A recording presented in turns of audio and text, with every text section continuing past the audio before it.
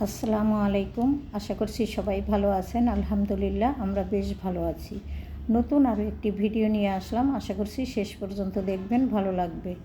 এই তো দেখতেই পাচ্ছেন, সকালবেলা ঘুম থেকে উঠেই কিন্তু নাস্তা বানাতে চলে এসেছি। কেননা আজকে এমন একটা কাজ করব যা অতিরিক্ত করা।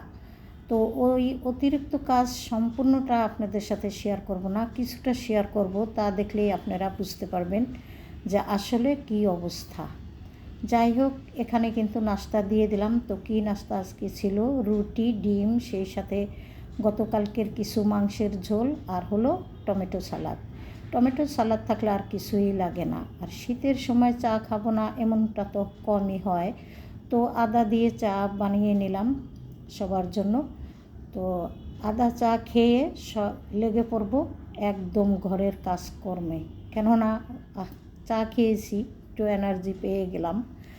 যাই হোক, একটু দুষ্টামির ছলেও কথাটা বললাম, আবার সত্যিও কিন্তু এক কাপ চা খেলে ভালোই হয় সকালে। এই যে দেখতেই পাচ্ছেন কি অবস্থা। এই রকম এলোমেলো করে রাখলে কার মাথা গরম না হয় বলেন? অতিরিক্ত এলোমেলো করে রাখে আসলে। ছোট ছেলেটা একটু পাগলামি করে, কাপড় চোপড় দিনে যে কতবার চেঞ্জ করে তার কোনো ঠিক ঠিকানা থাকে না। যাই হোক, আমি কিন্তু সমস্ত কাপড় গুছিয়ে তারপরে বেড কভারটাও উঠিয়ে নিয়েছি, কেননা অনেক শীত ছিল।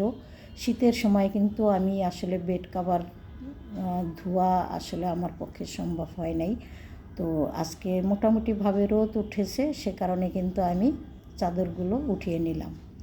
তো চাদরগুলো ভিজিয়ে দিয়েছি ওদিক থেকে। আর দেখতে দেখতে এই বুয়াও কিন্তু চলে এসেছে। তো বুয়াকে দিয়ে মোটামুটিভাবে আজকে অনেক কাজ করিয়ে নিব। তো মোটামুটিভাবে অনেক কাজকর্ম শেষ করেছি, তারপরে চলে এসেছি প্লেট বাটি যে খাওয়া দাওয়া করেছিলাম সকালবেলা, সেগুলো ধুয়ে রেখে দিয়েছিলাম। এখন শুধু একটু গুছিয়ে নিলেই হবে। কেননা রান্নাঘরে এইভাবে প্লেট বাটি ছড়িয়ে থাকলে পরবর্তীতে রান্না করতে আসলে একটু ঝামেলা মনে হবে। ভাবলাম প্লেট বাটিগুলো গুছিয়ে নিই, তারপরে হয়তো রান্নার প্রিপারেশন নেব।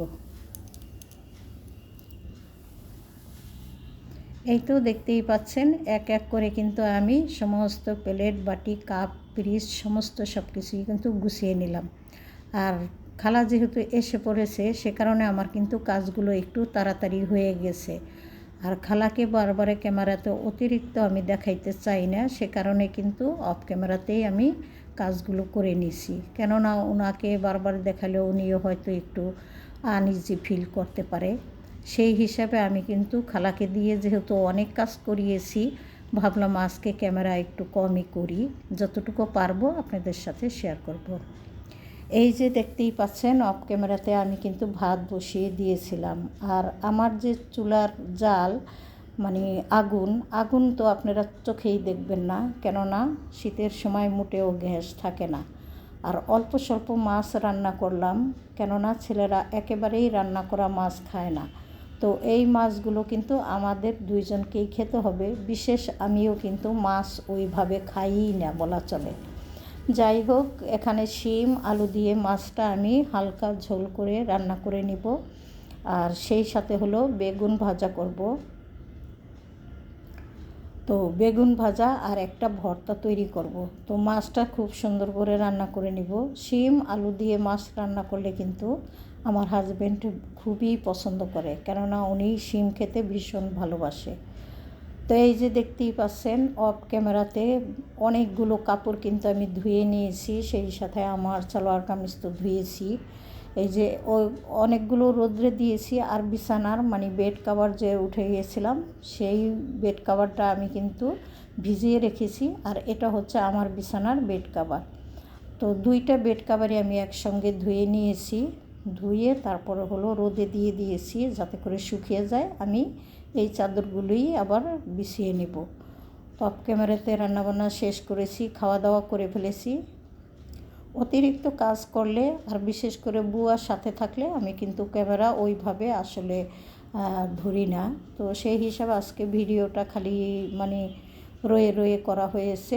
কিছু কিছু কাজ একেবারেই আপনাদের সাথে শেয়ার করি নেই, সেগুলো সম্ভব না। যাই হোক, ভালোবেসে এই ছোটোখাটো ভিডিওগুলো দেখবেন আশা করছি।